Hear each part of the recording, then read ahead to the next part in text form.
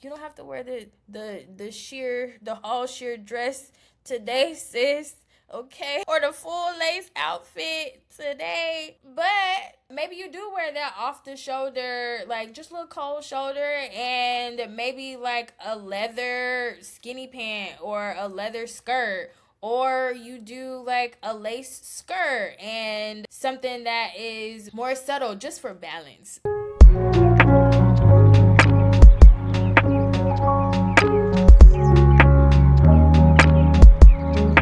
Hello, lovers and learners. Welcome to my channel. My name is Beverley Andre. I'm a couples therapist, and today I am joined by a wardrobe strategist, thought leader, and certified badass, Germany Gerald, founder and owner of Gigi and Co. styling firm.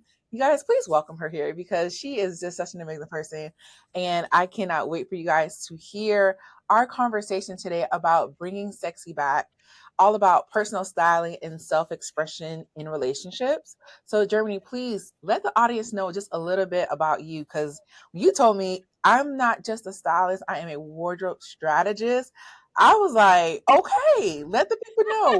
What exactly do you mean by wardrobe strategist? Of course. So I think, like, yes, I am a wardrobe stylist by trade, but when it comes to the actual strategy of your wardrobe, that's something me and my team do really, really well. And it's because when people approach their wardrobes, they are either buying on impulse or out of necessity, or because somebody is telling you like you should buy this right now. And so for us, it's really about being strategic when it comes to your wardrobe, getting those versatile garments that are going to take your wardrobe far, that feel authentically connected to who you are as an individual, and getting the pieces that are going to help you show up really well. And so yes, I'm a wardrobe stylist but also a strategist, and I've worked with a gamut of individuals, no matter what Go ahead and profession. name them, girl. Name them because the resume is long, okay? Oh my gosh. So we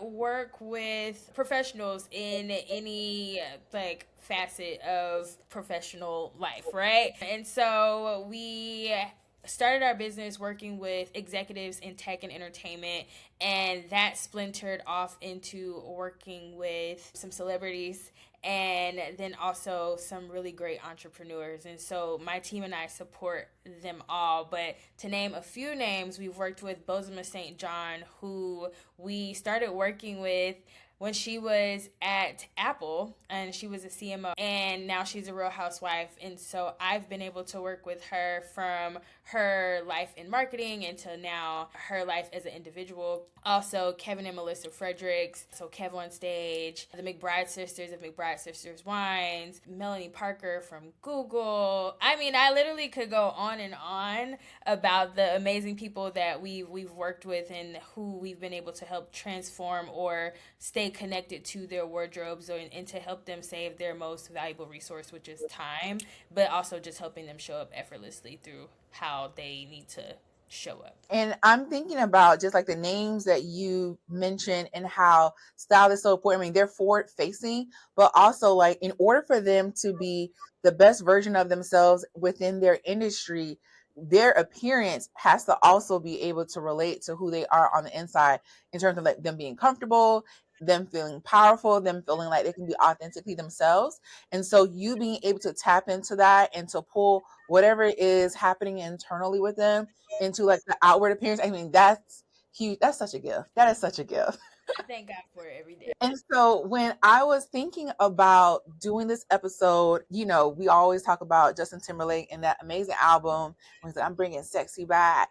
And I just thought about just my clients, a lot of them who are, seasoned in their relationships, in their marriages, are like, you know what, like, I really want to, understand who I am right now. I really want to have a better understanding of her, what she looks like, what she feels like. And that also connects to what it feels like for me to be sexy. Because what I thought was sexiness back in the day just doesn't feel that way for me right now. And so even though I titled it Bringing Sexy Back, it's really like the evolution of Right. sexy, of that. What does that mean for me? So, I mean, if a woman came to you and, she's in a good place in her life, right? she's doing all of the things, and she feels like something is missing. Like she wants to bring more like spunk into her life and her relationship. What do you feel like is usually happening with how she's showing up for herself?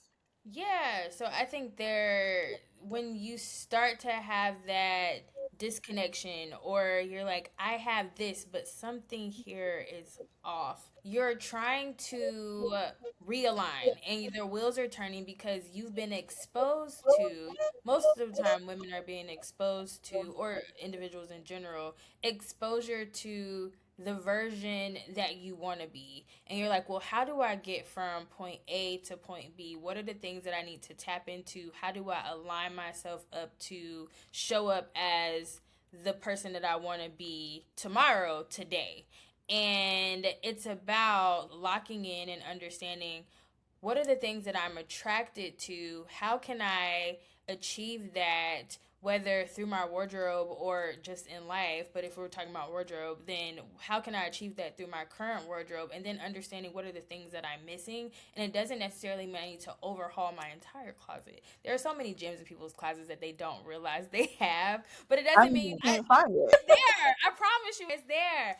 And so it's understanding, okay, what are the things that I have, and then what are those things that I'm missing that will help me align my wardrobe to the woman that I know I want to show up as, to the sexy I want to be again. And even if you are not a mom, or you haven't had children, or you don't want children, or you are in a relationship, at the end of the day, I think what sexy means, or what that feel good when it comes to putting on a garment, can change and evolve with time. When I turned around like 33, that was around the time where I was like, okay, maybe I don't want to wear a mini skirt like that no more. Like, maybe that's not my version of sexy, but like, what is my new version of sexy? How do I still show up and feel confident and desirable and attract all of the things that I want in life and in relationships through my wardrobe? And what are the things that I need to do to align myself to that? And how do I find that? And then it's about that discovery and not being scared to discover, because I think a lot of people will be like, okay, well, I'm comfortable in this particular aesthetic, and they don't go and do the work to discover, okay, like, oh, I do like that on me, or I'm gonna try that silhouette and that actually does look good on me. So I think there's also like, okay, you want a desired outcome, but then you have to discover and try on what you might want to, because you don't know what you might like until you try it on. So something interesting that you said that really resonated to me was that, just thinking about like where I am right now and seeing the version of myself that's like in front of me, and it's just like, how do I close up that gap? And all the follow-up questions that you are asking around, like, okay, like, am I going to try this? Am I going to allow myself to be vulnerable and like take a chance? I mean, that is a level of vulnerability, and it feels really intimate, actually, to be able to kind of sit with yourself. Yeah, to sit with yourself and really allow yourself to think, who is this version of me that I want to evolve into? What is she like? What is she into? And also my current version, what am I willing to do in order to see how I can attain that vision that Mm-hmm. I'm in relationship with? Because when you have this vision of who you want to be, like, you're in relationship, you're negotiating what aspects of this feels right for me or not. What does like meshing that connection look like? Like, I'm me, but I see my future me. So how do I mesh that? I think it's exactly what you said. It's like sitting yourself down and having that internal conversation. Like, it has to be like that Issa Rae moment, if you're familiar with. If you're In familiar the with, mirror. yes, in the mirror, it's like, hey, girl, I'm looking at me, and you want Yeah. to get to me, but this is what you're not doing right now, okay? Like, we need to lose our insecurities, okay, and figure out, how do we achieve this next evolution of ourselves. And it's having those honest conversations with yourself. And I think time and time again, like, I hear that people don't like to sit with themselves. Like, we don't want to sit in silence with ourselves. We don't want to Yeah. do the work.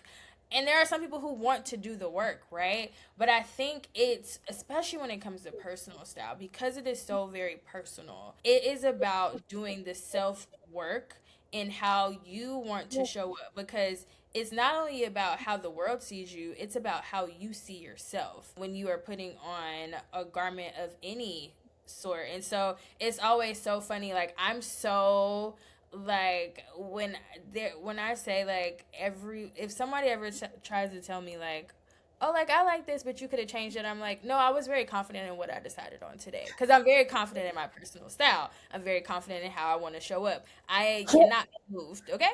So it's Did that. y'all catch that? Did y'all catch the I am not going to accept your projection of me because Yeah. I know who I am? That was a masterclass response.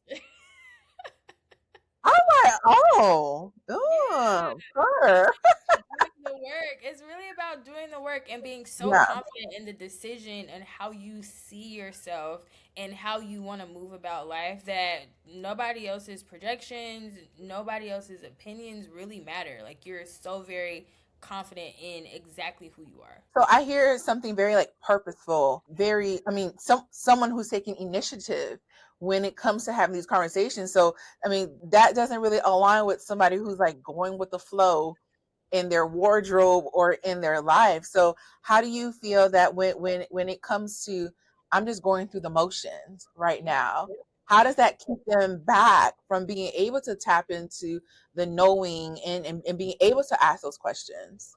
Yeah, so I think that's a really great question, because the wild thing is that as women, we so often go after it when it comes to the career, when it comes to the relationship, when it comes to getting our emotional well-being together. But when it comes to, I know that the surface, I feel like a lot of people don't think the surface level matters, but the surface level matters, because when you do the work in understanding who you are and how you want to show up, like, you then get to be like, yes, like I went to Harvard, yes, I work at this company, yes, I do this, and also I look great. And the women who do those things, they are attracting a completely different realm of energy, of financial resources, of love, of the things that they want, because they're doing the work in all areas. And so it's also about being okay with taking care of your superficial health. And I'm not saying that it's not it's superficial, but it's still something that helps you feel good. It's still the thing that makes you feel confident. And so, yes, it's just a piece of clothing, but that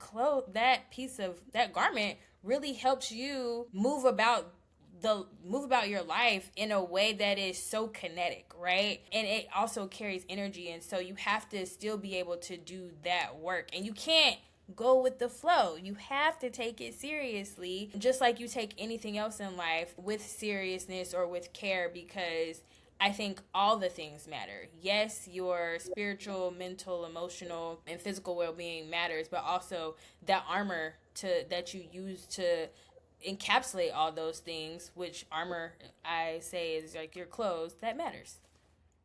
It's the part where you said, it is shallow, but like it's still connected to your health. I would even say that it's maybe shallow if that's the only thing that you allow to be your identity Right. or to be the only thing that gives you your superpower versus this is just part of the equation of who you are. So tapping into your mental health, spiritual health, financial health, and also like the way that you look, all of that together becomes a confirmation of this is who I am, as opposed to I'm only standing by my clothing is my identity and that's where it stops. Exactly. So if a woman came to you and they're like, I'm ready to use my personal style as evolution, what would you want her to start thinking about first? I would want her to start thinking about, okay, who does she want to show up as? Like, who do you see that future self or that future version of yourself as?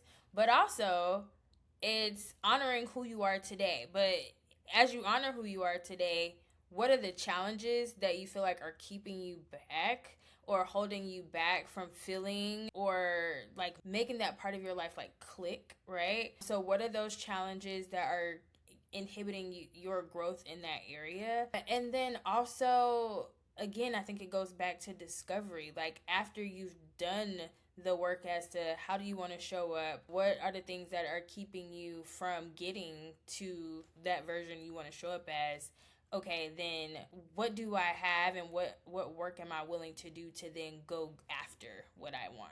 Does that make sense? Yeah, I mean, it does because there's so many things that people do identify as challenges, right? Like immediately I thought about like financial. Like Yeah. earlier when you were talking about you don't have to overhaul your closet. There's some things that are in there, right? But what about the women who is like, okay, yeah, it's a financial challenge. You told me I don't have to overhaul, but I don't connect with anything in my closet right now. Like everything that I'm looking at feels comfortable and it doesn't feel like it's really expressing who I am or who I want to be. Yeah, so then if you absolutely feel so disconnected from your wardrobe, I would say think about your lifestyle, right? So, okay, yes, we know that there's a North Star of the women who we aspire to be and who we're trying to align ourselves as. But think about your lifestyle. Like, okay, for me in particular, I when I was in my corporate life, like I was a corporate baddie. I wore my heels every day. Like Come on, Hill. right. I wore my heels every day. I lived in San Francisco, so I had my sneakers on, I had my heels in my bag, and then I was showing up in a skirt or some type of beautiful blouse because I worked at Gap Corporate, right? I wanted to like look the part in my merchandising career. However, while I still see myself as a baddie, I'm no longer a corporate baddie. I live in Atlanta. I am now a wardrobe stylist. I have to be on my feet 90% of the time. So heels no longer really make sense for my wardrobe. Now I'm like, yes, I love heels. I still have them in my wardrobe. I might go reach for them when I have a date night or when I'm going out with my girlfriends or have some sort of event. But 9 times out of 10, I'm going to be in sneakers. And so I have to be realistic about, okay, yeah, there's a version of myself that I want to be, but does that align to my actual lifestyle? No. Okay, cool. So then how can I then shift and be like, okay, yes, that is the version that I aspire to, but now I need that version of myself that I aspire to have a reality check with what my lifestyle really is like. And so I have a lot of mothers that are a part of Gigi and Co, especially early mothers who have children under 5. They love the thought of wearing white. They cannot wear white because guess what? You got hands and Cheetos and Doritos and throw up and all the things. So it's like, yeah, All of that, this. but I cannot wear that. So it's being realistic with your lifestyle. And then also being realistic with yourself. Like, yes, we all love Kalana Barfield and her style, right? But are you seriously gonna wear some of the things that she wears? If it's a yes for you, then okay, great. But I think you have to pick and choose, like, okay, what piece of this am I willing to adopt for my own wardrobe? So I say all that to say, once you have all of those things, then you need to create a core. Like, what is your core basis of your wardrobe? Like, what are those key things that I need? For me, it's really good jeans, right? I'm a snob about my jeans. I used to work at Gap Corporate, so I won't tell you what brands to wear for jeans because I'm a snob when it comes to that. But for me, I'm like, okay, I need a nice pair of jeans. I need a really good pair of shoes, and finding those core elements that help me feel good and being like, okay, I have my top 5. I'm gonna make sure I have my top 5 in my wardrobe, so at least if I'm mixing and matching from the things that I have that I feel disconnected from in my wardrobe, and then adding those elements that make me feel really great until I'm able to, incrementally get my wardrobe to the place where I need it to be, where I feel 1000% confident. I'm willing to invest in these pieces and then mix and match with what I currently have until I'm able to fully evolve my wardrobe. And also, like, there's Poshmark, there's thrifting, there are closet swaps that you can do. And then also, as we get older, yeah, I tell people, for myself even, I buy things off season. So like, no, I did not buy a coat in September or October. I'm buying my coats now because they're all on sale, Absolutely. and the ones that I really want are still there. And so you don't necessarily have to buy in season, because you can still buy. There's a coat that I have in my wardrobe that I believe was like $500. I did not buy it for $500. I got it for like 150, right? And it's Oh, because, Jesus. yeah, like you have to, and I get the most compliments on that coat. And so it's also, even if you're going to invest in really good quality pieces, you don't have to buy it in season. You can wait it out because some things are really worth the wait. And I feel like a good coat for the season that people are always going to compliment you on is well worth the wait of waiting for it to come down from $500 to $100. I'm willing to spend that. And so I think it's not treating wardrobe as like such a daunting experience, but also just knowing like, okay, what are the core things I need? And then what are those pieces that I'm willing to be like, okay, I'm willing to get a bargain for that and be okay with that. Yeah, so what I'm hearing is like there's like a foundation. Yeah. Like I know that it was kind of like, okay, like how do we get our sexy back? But it's just like, well, no, authentically, who are you? What does your closet tell you about yourself? What are you willing to get as your core pieces that really help you identify like your person? And then from that point, because you have that good understanding, then you can, start the process of like identify the other sides of you. So it's like, okay, this is like Right. my everyday life. This is how I show up. If I want to feel extra girly or feminine, maybe I can lean towards these pieces or that's what I'm kind of hearing from you, right?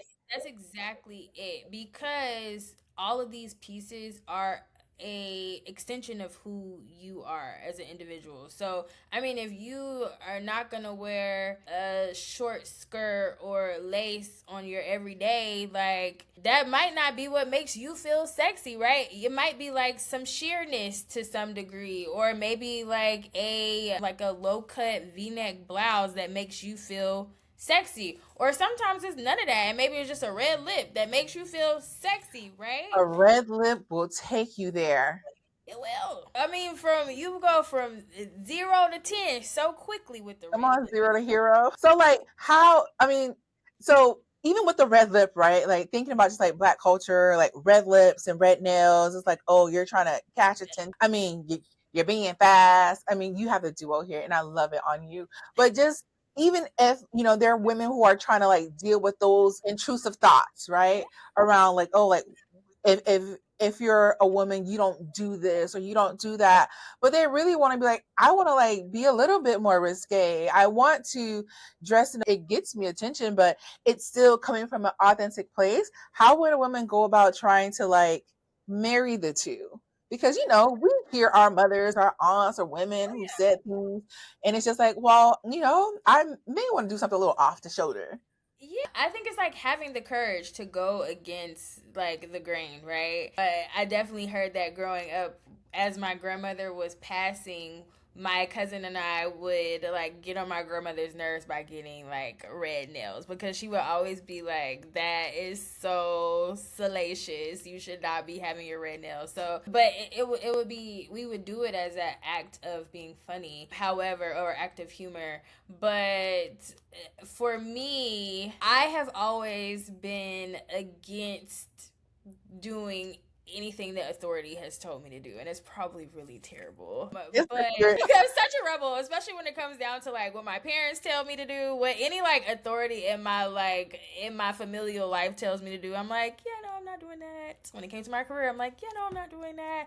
When it comes to I wore uniforms growing up, and so then when I was able to start getting my own clothes, I'd be like, yeah, I'm not wearing what you're telling me to wear, how you want me to wear it. So I think there's a bit of, you have to be able to like take the risk. But also when you are taking the risk, and if you are coming from a household or a lifestyle where some of these things are viewed as a bit dicey or salacious, or just we don't do that over inappropriate. here. That raised eyebrow. Yeah, we don't Mm. judge, okay? But I think it's about doing things in a subtle way. You don't have to wear the all sheer dress today, sis.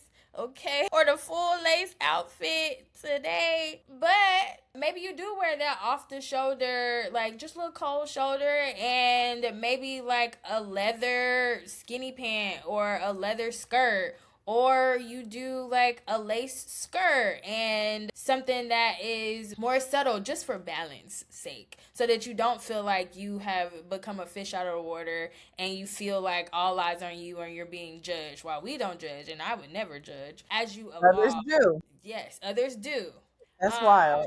Yeah, which is so upsetting. And I think that also is what keeps a lot of women held back when it comes to their personal style, because they have so many voices in their head that they're like, well, maybe I shouldn't wear this because of this. And, very much so, I think I go against the grain because I grew up in a preacher's household. My dad is a pastor and my mother was the first lady, and all eyes were always on us. And if I wore a dress, they would make me wear the little handkerchief thing. I'm like, for what? Like, nobody can see anything. Like, You got it leave. over your knees. Yes, like, leave me alone. Leave. No, no, and no, thank you.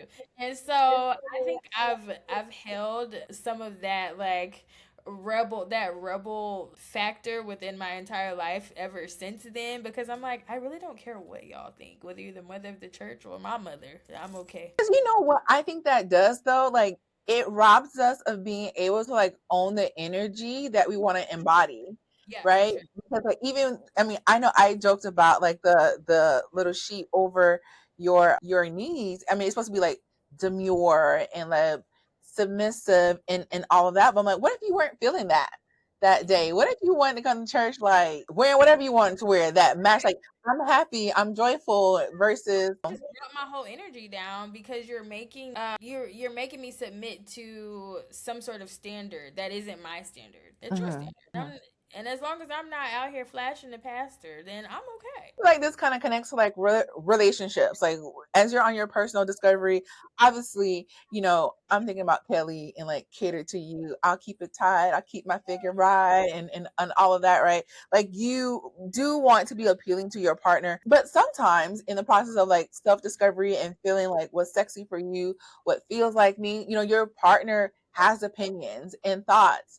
And so like in the event, right, someone does have a partner who has big opinions. How do you feel like that kind of connects like someone's personal style and how it may impact their relationship? Yeah, I think it could cause some friction in the relationship, only from a sense of then you start to feel like, am I shrinking myself, or do I have to feel like I'm shrinking to make my partner happy? And I think there are conversations that have to be had with your partner and with yourself, and figuring out like what that compromise is, because how you got me, you want me to be a bit more covered up. You don't want me to show up a certain way, and but you're like, this is who I've always been. And I definitely think there is some sort of like pullback that does need to happen when you go from your single season to a relationship, because you are now with your partner.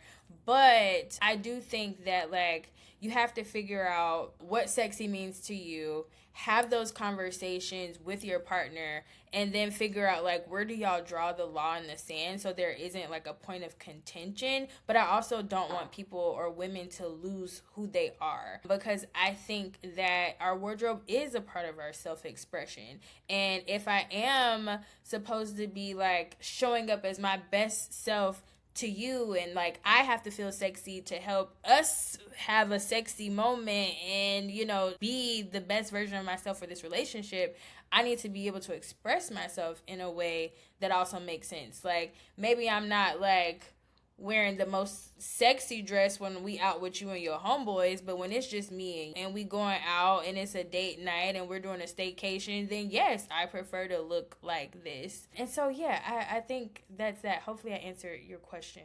No, you did. And I was also thinking like if it was actually a different scenario where the Or partner wants their partner to show up a little bit more sexy and then to take it to another level, and the woman's like, I don't know, this doesn't feel like me. But I mean, there's that undercurrent of excitement. Like I'm thinking about my husband. One time we were at the store and like there's like this crop top shirt, and I've actually at that point never had a crop top. I'm like, I'm very much Caribbean, you better tuck your shirt in, right? But like he sees this car, so he's like, oh babe, like you should definitely try this. And like he is really big on style. And he put the whole outfit together, like a high-waisted jean with like a crop top. It was so cute. But like that was his version of like sexy. Like he loves jeans, he loves the little crop top look. And that's something that I would have just never thought about, right? So even with the partners that's like encouraging more versus requiring you to shrink, it's like I want you to show up in the fullness of who you are and Right. experiment, because that, I mean, the idea of experimentation fuels the excitement in the relationship. So Exactly. that's kind of what I Exactly. was thinking about when I asked you that. So, Yeah. and even with that, it can be a shared experience as a couple versus like, oh, I'm leaving you behind and now you're confused how Right. I got here because I'm Right. making my own moves. Yes, and I love that he was like, "Oh, I love this crop top and this is what feels sexy to me and I would love to see you in this." And it was also in a way that didn't make you feel like it was very disjointed from who you are. It didn't take you to a completely different version of the woman that you are. It was a conversation of, okay, this is how I want to show up, or this is how I would love to see you in this. Would you be open to trying this? And then you can say like, yes, I'm open to trying this, but in this way. And how do we feel about this? Like, do are you attracted to me in this way? Does this like ignite your attraction to me? And so it's a push and pull because yeah, I've been in scenarios where it's like, Germany, you doing too much. As far as like in my relationships, they're like, girl, you didn't need to wear that. And I'm like, what do you mean? Like, I'm not embarrassing you in any way. But to see it to understand it from the flip side, where it's like, oh, actually, I do want to see more skin, or I do want to see this from you. I think it is a conversation on both ends, especially if this is somebody who you see yourself with forever as your life partner, or somebody who you're already been spending your life with. So it's communications on all fronts. Yeah, I mean, I loved how you said that. I think sometimes women, the women that I've worked with too, it's just like their process is so personal to them and they're already struggling with ownership around the experience that having their partner's opinions feels like, oh, you're trying to take this away from me. And I love the example of how you said the partner could say, you know what, I would love to see you in this. I find this to be so sexy, because then they're able to highlight their needs and they're still deferring to that person's process versus trying to completely own it.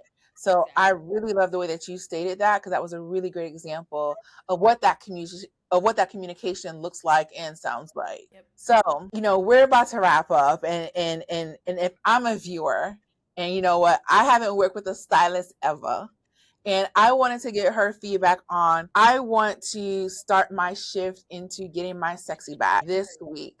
What are 3 things you would recommend that I do? Yeah, I think the first thing would be to write down and define sexy might look like to you, or go out on Pinterest and figure out what sexy might look like to you. Then, so there's the visual representation or you writing it down. Then it's the, okay, what am I willing to try on today? Like, all right, do I want to like go get this like sexy lace dress? Like, do I want to get this bralette and wear a low cut top? Or am I willing to try that? Like, figure out what you want to try. And then it's creating the boldness and then walking that boldness when you do try it. And be okay if you don't like it.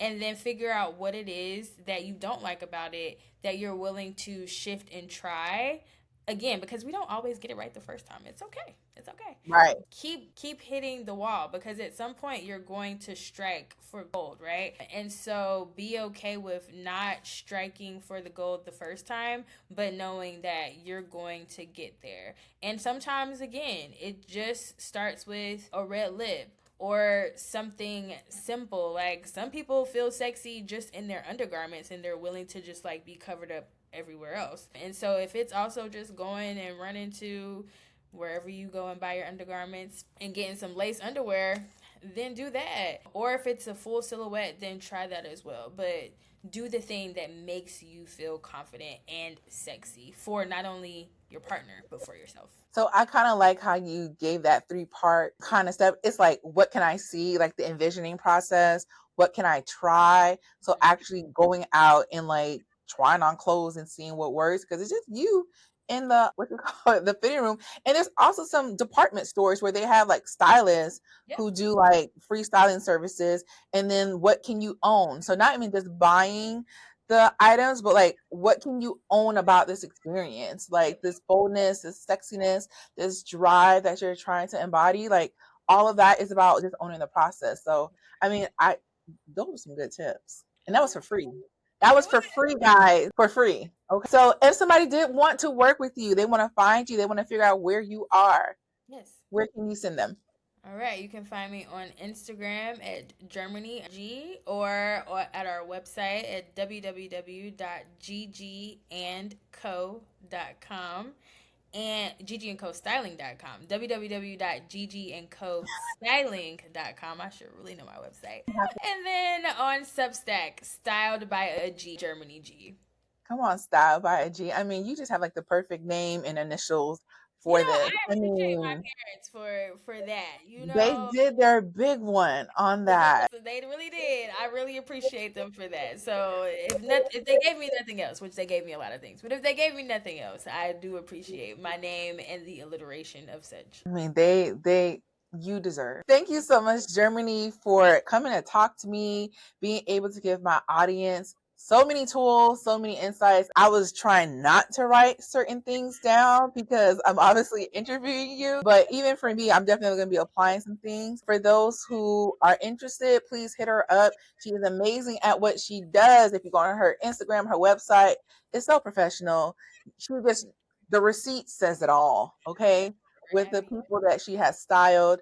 Thank you so much for watching. Please like and subscribe. There's more content that is coming your way. And once You're again, thank expecting you so much for your time. Oh, thank you. I'm trying. I'm doing. But thank you so much. And as always, love intentionally, y'all.